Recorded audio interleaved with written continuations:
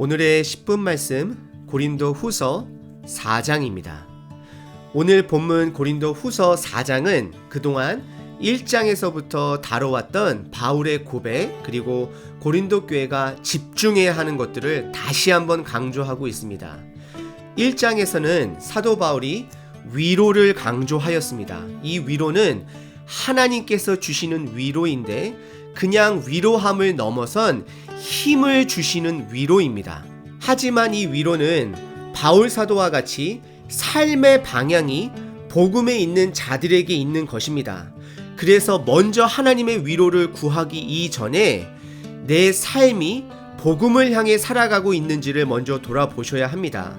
바울이 사용한 이미지는 육체의 생각, 육과 영이었습니다. 그리고 2장에서는 사도 바울이 전한 복음은 온전한 복음이었다라고 사도 바울이 강조하고 있습니다.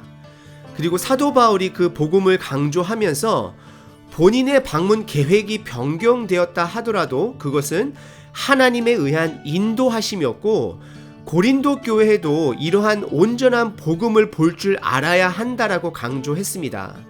사도 바울이 사용한 이미지는 그리스도의 향기였습니다. 그리고 3장에서는 사도 바울과 고린도 교회가 하나님께서 일하시고 계시다는 증거다라는 것을 사도 바울이 강조하였습니다. 왜 진짜 증거를 두고도 아직까지도 인간적인 증거물을 찾는 고린도 교회 사람들을 가르치며 우리 안에 거하시는 하나님의 영광스러운 모습을 볼 줄 알아야 한다고, 또한 그분의 영광스러운 모습을 말씀을 순종함으로 드러내어야 한다라고 말씀을 했습니다. 사도 바울이 사용한 이미지는 모세의 수건이었습니다. 그리고 오늘 4장은 빛과 그리고 보배의 질그릇을 이미지로 사용합니다. 4장은 우리가 목표로 하는 복음의 삶에는 항상 어려움이 있을 수밖에 없는데 그것을 낙심으로 받아들여 포기하는 것이 아니라 낙심하지 말고 더욱더 힘을 내어 안 보이는 하늘나라를 위해 살아야 한다라고 용기를 주고 있습니다. 그럼 여러분들의 눈으로는 성경을 보시고 귀로는 저와 함께 말씀을 관찰해 보겠습니다. 오늘 본문은 크게 세 가지로 나눌 수 있습니다. 첫 번째, 낙심하지 말고 복음의 빛을 봐야 한다. 두 번째, 보배를 질그릇에 담았다. 보배는 복음을 이야기하고요, 질그릇은 우리를 이야기하고 있습니다. 그리고 마지막 세 번째는 낙심하지 말고 안 보이는 영원한 것을 바라봐야 한다라고 강조합니다. 여러분들 오늘 하루 눈에 보이는 것을 보고 사는 하루 가운데 보이지 않는 것을 볼 수 있으므로 다른 사람들 속에 있는 하나님의 영광을 발견하시고 또 여러분들 안에 있는 그 하나님의 영광을 마음껏 세상에 비추시며 살아가시는 하루 되시길 바랍니다. 첫 번째 부분은 1절서부터 6절까지입니다. 낙심하지 말고 복음의 광채를 봐야 한다입니다. 1절과 2절을 보시면 사도 바울이 고린도 교회 안에 거짓 교사들이 말씀을 혼잡하게 하므로 고린도 교회 사람들이 복음을 헷갈려 하므로 힘들어 했습니다. 하지만 1절에 보시면 사도 바울은 우리라는 말을 사용하면서 본인과 고린도 교회 사람들은 이 직분을 받았다라고 하는데요. 이것은 2장에서부터 말한 하나님의 영광을 드러내는 직분, 말씀을 순종함으로 그분의 신실함을 드러내는 직분을 받은 자라고 말하고 있습니다. 그렇기 때문에 어려운 일이 있더라도 낙심하지 말아야 함을 사도 바울은 다시 한번 강조하고 있는 것입니다. 그래서 2절에 부끄러움의 일, 죄악의 일들을 버려버리고 남을 속이는 일을 하지 말아야 하고 하나님의 말씀을 혼잡하게 하지 말아야 할 것을 강조하는데, 이것은 거짓 교사들의 행위를 지적하고 있는 것입니다. 그리고 우리 주변에 그런 사람들이 있다 할지라도, 그리고 그런 사람들로 인하여서 내가 어려움이 있다 할지라도 우리는 오직 진리만을 나타내므로 살아야 한다라고, 그들을 이겨내야 한다라고 말하고 있습니다. 3절과 4절에서는 그렇게 온전한 복음을 전했음에도 불구하고 그 복음을 보지 못하는 사람들이 있다라고 바울은 말하고 있습니다. 3절에 만일 우리의 복음이 가리였으면 망하는 자, 그러니까 결국에는 거짓 그 교사들을 말하는 것인데요. 그들에게 가려진 것이라. 그리고 4절에는 우상들이 우리의 마음을 혼미하게 한다라고 합니다. 우리가 지금 이 시대에 조심해야 하는 것은 예수님의 이름만을 사용한 우상들이 참 많다라는 것입니다. 우리는 예수님과 하루하루 말씀으로 동행하면서 성경 말씀을 통해 그분에 대해 정확하게 알아야 합니다. 그래서 4절 끝부분에 그리스도는 하나님의 형상이라고 말을 하면서 예수님을 아는 것이 하나님을 아는 것이라고 강조하고 있습니다. 성경 말씀을 아는 것이 복음의 광채를 아는 것이다라고 다시 한번 말하고 있는 것입니다. 그리고 5절과 6절은 거짓 교사들은 본인이 원하는 것을 얻기 위해 혼탁한 복음을 전하지만 사도 바울 본인은 온전한 복음을 전하는 자라고 강조하면서 5절에 본인을 성도들의 노예라고 표현하면서 오직 예수님만을 드러낸다라고 말하고 있습니다. 그리고 6절에서는 예수님을 통해 드러난 좋은 소식을 빛으로 비유하며 그분의 빛을 알아야 한다라고 다시 한번 강조하고 있는 것입니다. 여러분들이 믿고 계신 예수님 성경 말씀을 통해서 정확하게 알고 계신가요? 아셔야 합니다. 그리고 오늘 본문 두 번째 부분은 7절서부터 15절까지입니다. 보배를 질그릇에 담았다입니다.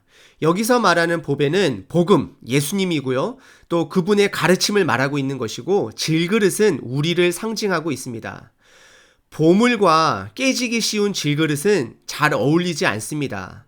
그리고 질그릇은 그 당시 부자든 가난한 자든 다 집에는 가지고 있는 물건이었습니다. 하지만 왜 사도 바울이 질그릇이라는 단어를 사용했을까요?